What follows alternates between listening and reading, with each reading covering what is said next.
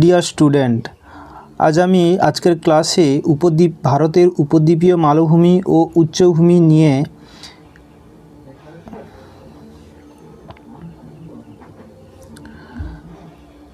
High dear student, welcome to Grade Aims for a new class.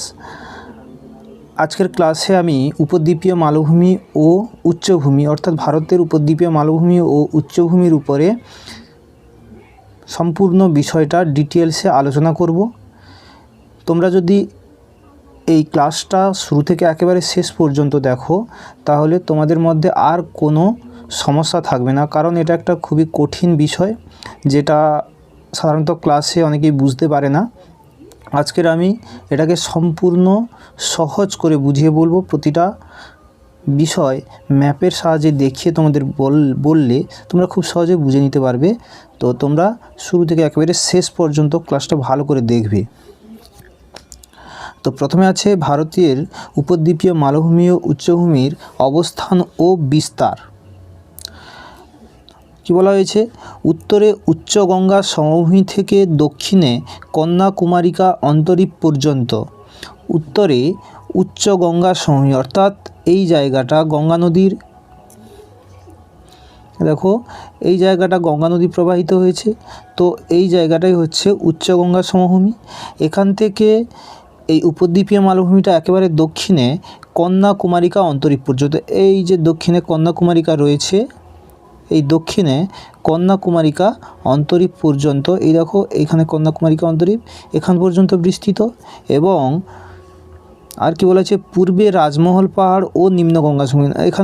এখানে রয়েছে বিহারের রাজমহল পাহাড়, আর এখানে রয়েছে নিম্ন গঙ্গা সমভূমি। অর্থাৎ এই জায়গা থেকে সম্পূর্ণ এই জায়গা পর্যন্ত, অর্থাৎ আরাবল্লী পর্বত এখানে রয়েছে, এই আরাবল্লী পর্বত পর্যন্ত। অর্থাৎ এই যে পুরো জায়গাটা নিয়েই হচ্ছে এই ভারতের উপদ্বীপীয় মালভূমি উচ্চভূমিটা অবস্থিত।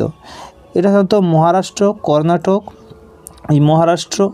কর্ণাটক, অন্ধ্রপ্রদেশ, তারপরে ছত্তিশগড় রাজ্য আর ওড়িশা, এছাড়াও রাজস্থানের কিছু অংশ, এই সমস্ত রাজ্যগুলো নিয়ে এই ভারতের উপদ্বীপীয় মালভূমি ও উচ্চভূমি অবস্থিত। চলো অবস্থানটা জেনে নিলাম, এবারে পরেরটায় যাই। ভূপ্রাকৃতিক শ্রেণীবিভাগ অর্থাৎ ভারতের উপদ্বীপীয় মালভূমিকে মূলত তিনটি ভাগে ভাগ করা হয়েছে। দাক্ষিণাত্যের মালভূমি অঞ্চল, পূর্ব ভারতের উচ্চভূমি এবং মধ্য ভারতের উচ্চভূমি। দাক্ষিণাত্যের মালভূমি কোনটা? দক্ষিণ ভাগের এই যে অঞ্চলটা, এটাকে বলা হচ্ছে দাক্ষিণাত্যের মালভূমি অঞ্চল। পূর্ব ভারতের উচ্চভূমি অর্থাৎ এখানে ছত্তিশগড়, ওড়িশা, বিহারের কিছু অংশ নিয়ে যে পাহাড় পর্বতগুলো রয়েছে সেটা হচ্ছে পূর্ব ভারতের উচ্চভূমি অঞ্চল। এবং মধ্য ভারতের উচ্চভূমি অর্থাৎ মধ্যপ্রদেশ এবং রাজস্থানের কিছু অংশ, গুজরাটের কিছু অংশ নিয়ে যে জায়গাটা, এটা হচ্ছে মধ্য ভারতের উচ্চভূমি অঞ্চল। এটা মধ্য ভারতের, এটা পূর্ব ভারতের, আর এটা দাক্ষিণাত্যের মালভূমি অঞ্চল। এই তিনটে ভাগে ভাগ করা হয়েছে। প্রথমে দাক্ষিণাত্যের মালভূমি অঞ্চলটা সম্বন্ধে আমরা জেনে নিই।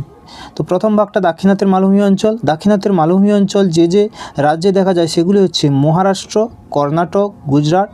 এই মহারাষ্ট্র, এখানে আছে কর্ণাটক অর্থাৎ বেঙ্গালুরু, কর্ণাটক। এখানে রয়েছে তামিলনাড়ু অর্থাৎ অন্ধ্রপ্রদেশ, এদিকে রয়েছে অন্ধ্রপ্রদেশ। তেলেঙ্গানা রাজ্য এখানে রয়েছে, এখানে তামিলনাড়ু বললাম, এখানে কেরালা। এই সমস্ত রাজ্যে এই দাক্ষিণাত্যের মালভূমি অঞ্চলটা অবস্থিত। এই মালভূমি অঞ্চলের কয়েকটা বৈশিষ্ট্য দেখে নিই কী কী আছে দাক্ষিণাত্যের মালভূমি অঞ্চলে। এই মালভূমি অঞ্চল প্রাচীন গ্রানাইট ও ব্যাসাল্ট শিলা দ্বারা গঠিত। এই মালভূমি অঞ্চলটা প্রাচীন গ্রানাইট, নিস এবং ব্যাসাল্ট শিলা দ্বারা গঠিত।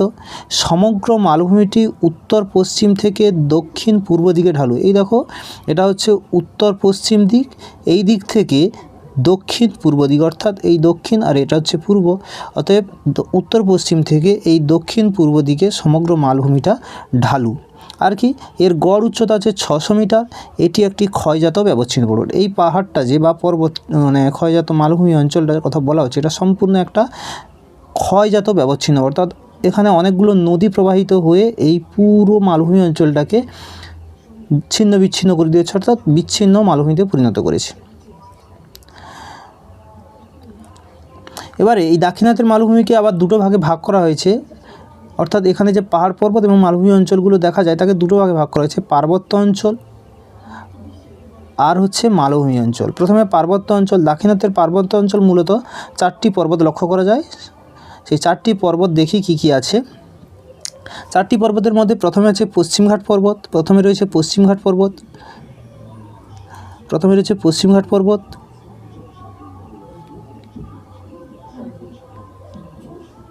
আচ্ছা, 4টি পর্বতের মধ্যে প্রথমে রয়েছে পশ্চিমঘাট পর্বত বা সহ্যাদ্রি।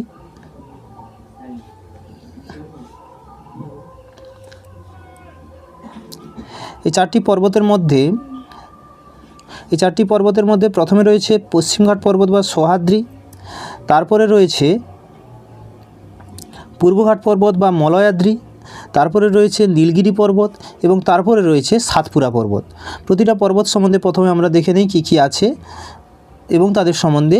পশ্চিমঘাট পর্বত বা সহ্যাদ্রি, এই মালভূমি ভারতের পশ্চিম প্রান্তে আরব সাগর থেকে, এই দেখো এখানে আরব সাগর, এই আরব সাগরের ভারতের পশ্চিম প্রান্তে আরব সাগরের উপকূলবর্তী অঞ্চল বরাবর একেবারে মহারাষ্ট্র থেকে শুরু করে একেবারে এখানে নীলগিরি পর্বত রয়েছে কর্ণাটকের কাছে, এই পর্যন্ত বিস্তৃত। এরকম এই পর্বতটা বিস্তার লাভ করেছে বা এটা লক্ষ্য করা যাবে।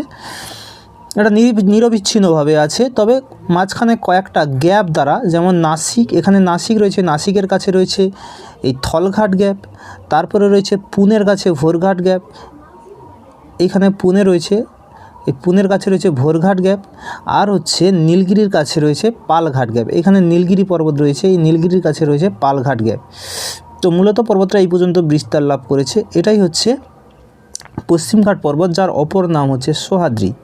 আচ্ছা, এটি একটি চ্যুতিযুক্ত স্তূপ পর্বত। এটা হচ্ছে চ্যুতিযুক্ত স্তূপ পর্বত, অর্থাৎ এখানে চ্যুতি সৃষ্টি হওয়ার ফলে এটা উঁচু হয়ে গিয়ে এই পর্বতটা সৃষ্টি করেছে, তবে কিছু কিছু জায়গায় ম্যাগমা নিঃসরিত হয়েও ডেকান ট্র্যাপের সৃষ্টি করেছে। তারপরে কী হয়েছে, এই পর্বতের কয়েকটি শৃঙ্গ হলো মহাবালেশ্বর। এই পর্বতের কয়েকটি শৃঙ্গ হলো মহাবালেশ্বর, হরিশ্চন্দ্রগড় আর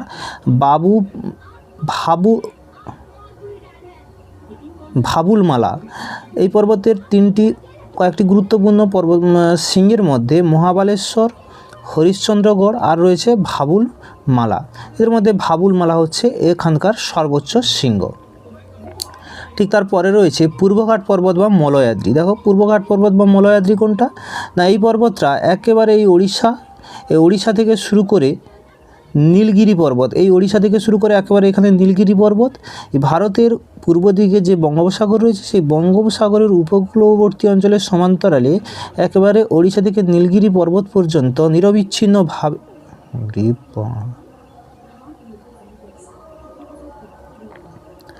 আচ্ছা, এবার আছে পূর্বঘাট পর্বত বা মলয়াদ্রি। তো মলয়াদ্রিটা কি? এবার রয়েছে পূর্বঘাট পর্বত বা মলয়াদ্রি। এই মলয়াদ্রিটা বঙ্গোপসাগরের উপকূলবর্তী অঞ্চলে ধার বেয়ে বা বঙ্গোপসাগরের উপকূলবর্তী অঞ্চলের সমান্তরালে এই ওড়িশা থেকে শুরু করে একেবারে নীলগিরি পর্বত পর্যন্ত বঙ্গোপসাগরের উপকূলের সমান্তরালে নিরবিচ্ছিন্নভাবে প্রবাহিত হয়েছে। তবে এই পর্বতটা নিরবিচ্ছিন্নভাবে প্রবাহিত হলেও কয়েকটা নদী দ্বারা, যেমন ওড়িশার কাছে মহানদী দ্বারা, তারপরে অন্ধ্রপ্রদেশে গোদাবরী, তারপরে আরেকটু কিছুটা চলে এলে এখানে কৃষ্ণা, আর তামিলনাড়ুতে কাবেরী নদী দ্বারা বিচ্ছিন্ন হয়েছে। এই পর্বতটা এই 3-4টে নদী দ্বারা বিচ্ছিন্ন হয়েছে। এটি একটি প্রাচীন ক্ষয়জাত পর্বত। এই পর্বতের কয়েকটি উল্লেখযোগ্য পর্বত শৃঙ্গ হল জিন্দাগাদা, আরমাকুন্ডা, মহেন্দ্রগিরি। এই পর্বতের কয়েকটা উল্লেখযোগ্য পর্বত শৃঙ্গ তাহলে কি জিন্দাগাদা, আরমাকুন্ডা আর মহেন্দ্রগিরি। এদের মধ্যে জিন্দাগাদা হচ্ছে উচ্চতম শৃঙ্গ এই পর্বতের, যার উচ্চতা 1690 কিলোমিটার।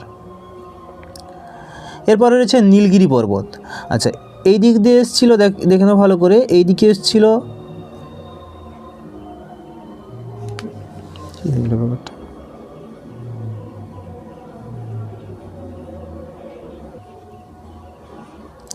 এবার হচ্ছে নীলগিরি পর্বত। এইখান থেকে শুরু হয়েছিল পশ্চিমঘাট পর্বত, আর এখান থেকে শুরু হয়েছিল পূর্বঘাট পর্বত। এই পশ্চিমঘাট পর্বত ও পূর্বঘাট পর্বত যেখানে মিলিত হয়েছে সেটাই হচ্ছে নীলগিরি পর্বত। দেখো এই জায়গাটা হচ্ছে নীলগিরি পর্বত, এই জায়গাটা হচ্ছে নীলগিরি পর্বত, যেটা যার সঙ্গে যুক্ত হয়েছে এদিক দিয়ে পূর্বঘাট পর্বত, আর এখান থেকে যুক্ত হয়েছে পশ্চিমঘাট পর্বত। ঠিক ব্যাঙ্গালোরের কাছে এই নীলগিরি পর্বতটা অবস্থিত। এই নীলগিরি পর্বতের কয়েকটা বৈশিষ্ট্য হচ্ছে, প্রথম কথা এটা একটা পর্বতগ্রন্থি, কারণ পূর্বঘাট পর্বত এবং পশ্চিমঘাট পর্বত দুটো এইখানেই মিলিত হয়েছে এই নীলগিরি পর্বতে, তার জন্য এটা একটা পর্বতগ্রন্থি। এখানে শোলা বাস্তুতন্ত্র দেখা যায়, এখানে শোলা বাস্তুতন্ত্র দেখা যায়। শোলা বাস্তুতন্ত্র অর্থাৎ এখানে 12 বছর অন্তর এক ধরনের নীলকুঞ্জরি নামক ফুল হয়। যখনই ফুল হয় পুরো পর্বতটা গালিচার মতো নীল রঙে ঢেকে যায়, যার জন্য একে নীলগিরি পর্বত নামকরণ করা হয়েছে। আর এটা হচ্ছে ভারতের সবথেকে বেশি জীববৈচিত্র্যপূর্ণ অঞ্চল বা হটস্পট, এটাকে ওয়ার্ল্ড হেরিটেজ সাইটের অন্তর্ভুক্ত করা হয়েছে। আর কি নীলগিরি পর্বতের দক্ষিণেই রয়েছে, আচ্ছা এখানকার উচ্চতম একটা শৃঙ্গ রয়েছে যেটা হচ্ছে দোদাবেতা। নীলগিরি পর্বতে যেটা দক্ষিণে নীলগিরি পর্বতেরই উচ্চতম শৃঙ্গ, 2637 মিটার উচ্চতা এর। এরপরে রয়েছে নীলগিরি পর্বতের আরও দক্ষিণে রয়েছে আনাইমালাই পর্বত, আর তারও দক্ষিণে রয়েছে কাডামম পর্বত। এই আনাইমালাই পর্বতের আনাইমুদি, আনাইমালাই পর্বতের আনাইমুদি দক্ষিণ ভারতেরই সর্বোচ্চ শৃঙ্গ, অর্থাৎ এই দক্ষিণ ভারতের সম্পূর্ণ সর্বোচ্চ শৃঙ্গ হচ্ছে আনাইমালাই পর্বতের আনাইমুদি, যার উচ্চতা 2695 মিটার। আর এই আনাইমালাই পর্বতের দক্ষিণে রয়েছে কাডামম পর্বত। এই কাডামম পর্বত হচ্ছে দক্ষিণ ভারতের একেবারে দক্ষিণতম পর্বত, বা ভারতের দক্ষিণতম পর্বত হচ্ছে কাডামম। এবারে রয়েছে সাতপুরা পর্বত, অর্থাৎ এই দাক্ষিণাত্যের মালভূমি অঞ্চলের লাস্ট পর্বত যেটা, সেটা হচ্ছে সাতপুরা পর্বত। সাতপুরা পর্বতটা এই জায়গায় লক্ষ্য করা যায়, এখানে রয়েছে সাতপুরা পর্বত। এখানে ছিল নীলগিরি পশ্চিমঘাট, এদিকে পূর্বঘাট, এখানে ছিল নীলগিরি পর্বত, আর এখানে আনাইমালাই আর কাডামম। তো এখানে রয়েছে সাতপুরা পর্বত। এই সাতপুরা পর্বত কি না, নর্মদা এবং তাপ্তি নদী নামে, এখানে নর্মদা নদী ছিল, এখানে ছিল তাপ্তি নদী। এই ছিল নর্মদা আর এটা ছিল তাপ্তি। এই দুটো নদী কিন্তু গ্রস্ত উপত্যকা। এই দুটো গ্রস্ত উপত্যকার মাঝে যে উঁচু স্তূপ পর্বত, সেই স্তূপ পর্বতটাই হচ্ছে এই সাতপুরা পর্বত। এই সাতপুরা পর্বত, এই সাতপুরা পর্বতের গড় উচ্চতা 900 থেকে 1000 মিটার। এর সর্বোচ্চ শৃঙ্গ হচ্ছে ধূপগড়, যার উচ্চতা 1350 মিটার। আর সাতপুরা পূর্ব দিকে রয়েছে মহাদেব পর্বত। এই সাতপুরা পর্বতের পূর্ব দিকে মহাদেব পর্বত, আর মহাদেব পর্বতের আরও পূর্ব দিকে রয়েছে মহাকাল পর্বত। এই মহাদেবের পরে মহাকাল পর্বত এই রয়েছে সাতপুরা পর্বত, তারপর রয়েছে মহাদেব, তারপর রয়েছে মহাকাল। এই মহাকাল পর্বতের সর্বোচ্চ শৃঙ্গ রয়েছে অমরকণ্টক। পরীক্ষায় প্রায়শই আসে, এই শর্ট কোশ্চেনটা একটু ভালো করে মনে রাখার চেষ্টা করবে। পরে চলো দেখি। তো ফার্স্ট দাক্ষিণাত্যের মালভূমি অঞ্চলটা হয়ে গেল। এবারে আসছি, আচ্ছা দাক্ষিণাত্যের মালভূমি অঞ্চলে পার্বত্য ভাগটা হয়ে গেছে, এবারে মালভূমি ভাগটা চলে আসছি। মালভূমি ভাগে কি কি আছে, মহারাষ্ট্র মালভূমি, এখানে মহারাষ্ট্র, এখানে রয়েছে মহারাষ্ট্রের মালভূমি, তারপর রয়েছে কর্ণাটকের মালভূমি, আর রয়েছে তেলেঙ্গানার মালভূমি। দেখো মহারাষ্ট্রের মালভূমি যেটা, সেই মহারাষ্ট্রের মালভূমি বলতে কি, দেখেন একটু মহারাষ্ট্রের মালভূমি ব্যাসাল্ট লাভা দ্বারা গঠিত। এই যে মহারাষ্ট্রের মালভূমির কথা বলা হলো, এটা হচ্ছে সম্পূর্ণ ব্যাসাল্ট লাভা দ্বারা গঠিত। এটা ব্যাসাল্ট লাভা দ্বারা গঠিত, অর্থাৎ এখানে লাভা উদ্গীরণের ফলে এটা সৃষ্টি হয়েছিল। তার জন্য এটা বারবার লাভা উদ্গীরণের ফলে এখানে কিন্তু সিঁড়ির ধাপের মতন অংশ, অর্থাৎ ডেকান ট্রাপ লক্ষ্য করা যায়, যার জন্য একে ডেকান ট্রাপও বলা হয়ে থাকে।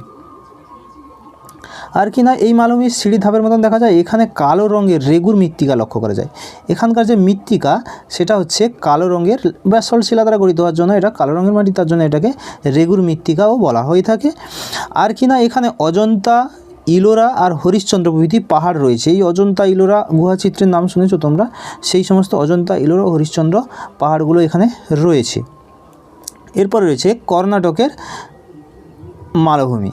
কর্ণাটক রাজ্য, এখানে রয়েছে কর্ণাটক রাজ্য। এই কর্ণাটক রাজ্যে কর্ণাটকের মালভূমি দেখা যায়, যার গ্রানাইট এবং নিঃশিলা দ্বারা গঠিত। গড় উচ্চতা 600 থেকে 900 মিটার। এই পর্বতের পাদদেশে খাড়া প্রস্তরময় অঞ্চলকে ময়দান বলে।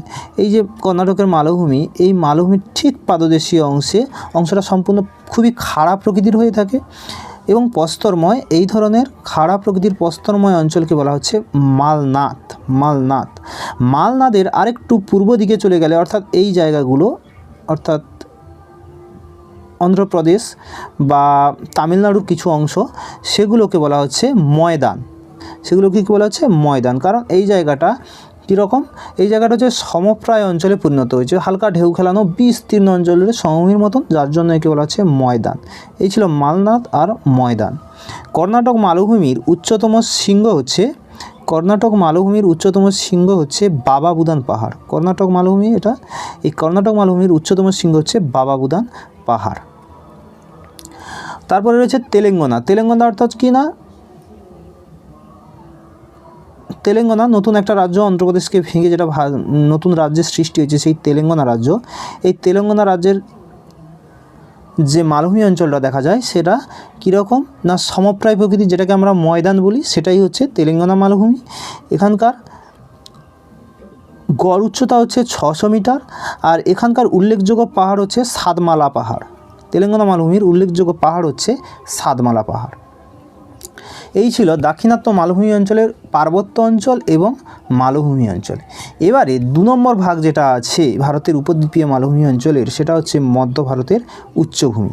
সেটা কি না, মধ্য ভারতের উচ্চভূমি। তো মধ্য ভারতের উচ্চভূমিটা কোন কোন রাজ্যে আছে দেখলেই বুঝতে পারবে। রাজস্থান, মধ্যপ্রদেশ, এই ছিল রাজস্থানের কিছু অংশ, অর্থাৎ তার পূর্ব দিকের অংশ।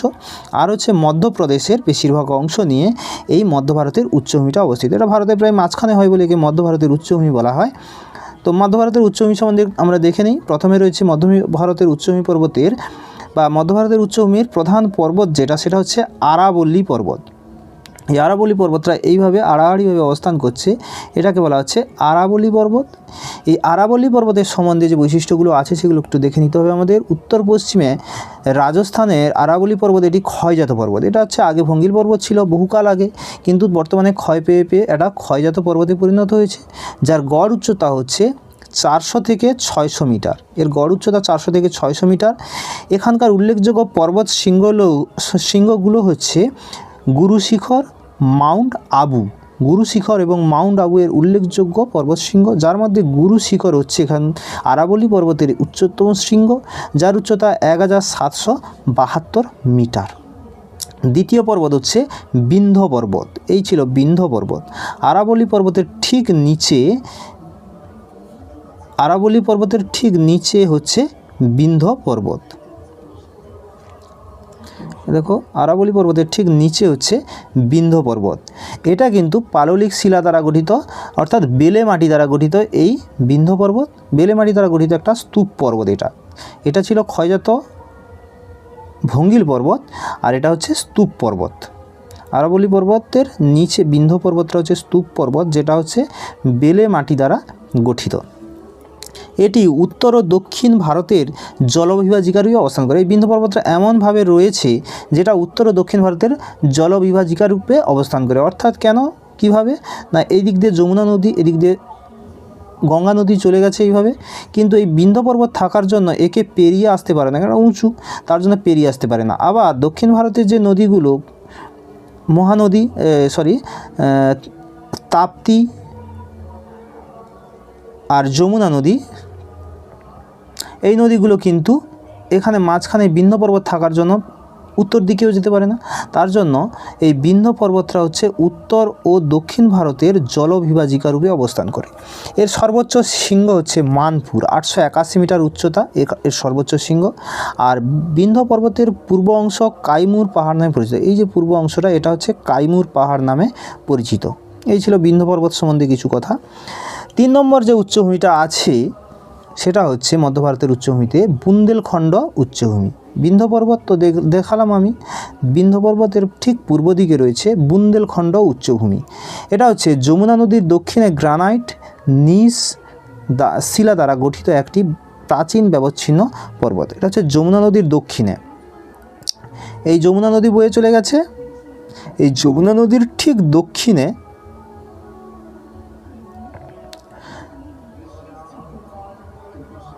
খণ্ড উচ্চভূমি, বুন্দেলখণ্ড উচ্চভূমি যমুনা নদীর দক্ষিণে গ্রানাইট নিঃশিলা দ্বারা গঠিত একটি প্রাচীন ব্যবচ্ছিন্ন মালভূমি। এই দেখেছিলাম একটু আগে, এখনই দেখালাম যেটা, সেটা হচ্ছে কি না বিন্ধ্য পর্বত। এই বিন্ধ্য পর্বতেই ছিল এবং এই বিন্ধ্য পর্বতেই ছিল বিন্ধ্য পর্বতের ঠিক পূর্ব দিকে এই বুন্দেলখণ্ড উচ্চভূমিটি অবস্থিত, যেটা হচ্ছে গ্রানাইট এবং নিঃশিলা দ্বারা গঠিত। আর 4 নম্বর যে পর্বতটা রয়েছে এখানে বা পাহাড়টা রয়েছে সেটা হচ্ছে মালব মালভূমি। সেটা হচ্ছে কিনা মালব মালভূমি। আরাবলী পর্বত ও বিন্ধ্য পর্বতের মাঝে এটি লাভা গঠিত মালভূমি। এই ছিল আরাবলী পর্বত, এরকম আড়াআড়িভাবে, এত দূর নয় যদিও। এই ছিল আরাবলী পর্বত, এই আরাবলী পর্বত, আর এটা ছিল মালব মালভূমি। এই দুটো উচ্চভূমির মাঝের অংশটা উঁচু লাভাগঠিত অংশ দিয়ে গঠিত। এই লাভাগঠিত অংশটাই হচ্ছে মালব মালভূমি। বুন্দেলখণ্ড বিন্ধ্য পর্বত, স্তূপ পর্বত, আর এটা হচ্ছে আরাবল্লী পর্বত। এদের মাঝের অংশটা উঁচু হয়ে যে মালভূমির আকৃতির মধ্যে সেটাকে বলা হচ্ছে মালব মালভূমি। গড় উচ্চতা 500 থেকে 600 মিটার। এছাড়াও এখানে রয়েছে, অর্থাৎ এই মধ্য ভারতের এছাড়াও যে পার্বত্য অঞ্চল বা উচ্চভূমিগুলো রয়েছে সেগুলোকে বলা, সেগুলো কি মারোয়ার উচ্চভূমি, রেওয়া মালভূমি ইত্যাদি। এই ছিল মধ্য ভারতের উচ্চভূমি সম্বন্ধে কিছু পর্বতশ্রেণী। লাস্ট ভাগ যেটা রয়েছে ভারতের উপদ্বীপীয় মালভূমি অঞ্চলের, সেটা হচ্ছে পূর্ব ভারতের উচ্চভূমি। অর্থাৎ এই আছে ভারতের পূর্ব দিকের উচ্চভূমি, ভারতের পূর্ব দিকের উচ্চভূমি এই জায়গাটাতে লক্ষ্য করা যাবে। সেটা কোন কোন রাজ্যে? মধ্যপ্রদেশ, ছত্তিশগড়, ঝাড়খণ্ড এবং ওড়িশা রাজ্য। মধ্যপ্রদেশ, ছত্তিশগড়, ঝাড়খণ্ড এবং ওড়িশা রাজ্যে এই যে মধ্যপ্রদেশ, এই ঝাড়খণ্ড, ছত্তিশগড় আর ওড়িশা, এই 4টে রাজ্যে এই পূর্ব ভারতের উচ্চভূমি লক্ষ্য করা যায়। এই পূর্ব ভারতের উচ্চভূমির প্রধান প্রধান যে পর্বত বা পাহাড়গুলো রয়েছে সেগুলোর মধ্যে প্রথমে রয়েছে বাঘেলখণ্ড মালভূমি। প্রথমে রয়েছে কিনা বাঘেলখণ্ড মালভূমি, যেটা হচ্ছে মহাকাল পর্বতের পূর্বে বেলে পাথর ও চুনা পাথরের গঠিত একটি ভঙ্গিল পর্বত। এখানে মহাকাল পর্বত আছে, একটু আগে দেখিয়েছিলাম যখন আমরা দাক্ষিণাত্যের মালভূমি অঞ্চল পড়িয়েছিলাম, সেখানেই বলা হয়েছিল এই মহাকাল পর্বতের পূর্বে এই বেলে পাথর ও চুনা পাথর গঠিত যে মালভূমিটা দেখা যায় তাকে বলা হচ্ছে বাঘেলখণ্ড মালভূমি। বাঘেলখণ্ড মালভূমির পরে পূর্ব ভারতের উচ্চভূমির খুবই গুরুত্বপূর্ণ একটা পর্বত, সেটাকে বলা হচ্ছে ছোটনাগপুরের মালভূমি অঞ্চল। এই পূর্ব ভারতের উচ্চভূমির গুরুত্বপূর্ণ একটা মালভূমি হচ্ছে ছোটনাগপুরের মালভূমি। জানো তোমরা ছোটনাগপুর মালভূমির নামও শুনেছো। এই ছোটনাগপুর মালভূমি কি না বাঘেলখণ্ড মালভূমির পূর্বে, অর্থাৎ এখানে বাঘেলখণ্ড মালভূমি ছিল। এই বাঘেলখণ্ড মালভূমির ঠিক পূর্ব দিকে এই জায়গাটাতে, অর্থাৎ মূলত ছোটনাগপুর মালভূমি মানে ঝাড়খণ্ডে আছে, এই ঝাড়খণ্ড রাজ্য, এই ঝাড়খণ্ড রাজ্যেই এবং বিহারের কিছু অংশে এই ছোটনাগপুর মালভূমিটা দেখা যায়। বাঘেলখণ্ড মালভূমির পূর্ব দিকে একে ভারতের খনিজ ভাণ্ডার বলা হয়। এই যে ছোটনাগপুরের মালভূমি, একে ভারতের খনিজ ভাণ্ডার বলা হয়, কারণ এখানে প্রচুর খনিজ সম্পদ পাওয়া যায়। আর এই ছোটনাগপুরের মালভূমি অঞ্চলটি গ্রানাইট ও নিঃশিলা দ্বারা গঠিত। আর কি বৈশিষ্ট্য আছে? এটি একটি ব্যবচ্ছিন্ন মালভূমি, কারণ এটা অনেকগুলো নদী দ্বারা বিচ্ছিন্ন হয়ে ব্যবচ্ছিন্ন মালভূমিতে পরিণত হয়েছে। আর এখানকার উচ্চতম শৃঙ্গ হচ্ছে পরেশনাথ পাহাড়। বিহারের পরেশনাথ পাহাড় হচ্ছে এখানকার উচ্চতম শৃঙ্গ। লাস্ট যে উচ্চভূমিটা রয়েছে পূর্ব ভারতের উচ্চভূমির, লাস্ট নয়, প্রধান 3টির মধ্যে আরেকটা উচ্চভূমি যেটা গুরুত্বপূর্ণ একটা উচ্চভূমি রয়েছে সেটা হচ্ছে দণ্ডকারণ্য উচ্চভূমি। দণ্ডকারণ্য উচ্চভূমি ওড়িশাতে আছে, ওড়িশা রাজ্যে দেখা যায় এই দণ্ডকারণ্য উচ্চভূমিটা। এটা একটা ক্ষয়জাত ব্যবচ্ছিন্ন মালভূমি, এটা কিন্তু ক্ষয়জাত ব্যবচ্ছিন্ন মালভূমি অন্যান্য উচ্চভূমিগুলোর মতো পূর্ব ভারতে যেগুলো আছে। এখানকার চিত্রকূট জলপ্রপাত হচ্ছে একটা বিখ্যাত জলপ্রপাত। এছাড়াও পূর্ব ভারতের উচ্চভূমিতে যে পর্বতগুলো বা পাহাড়গুলো রয়েছে গুরুত্বপূর্ণ পাহাড়গুলি হচ্ছে কাইমুর, মহাদেব আর রাজমহল। এই 3টে গুরুত্বপূর্ণ পাহাড় রয়েছে। এই ছিল ভারতের উপদ্বীপীয় মালভূমির গুরুত্বপূর্ণ পাহাড় মালভূমিগুলো এবং তাদের শ্রেণী বিভাগগুলো। Thanks to all and welcome.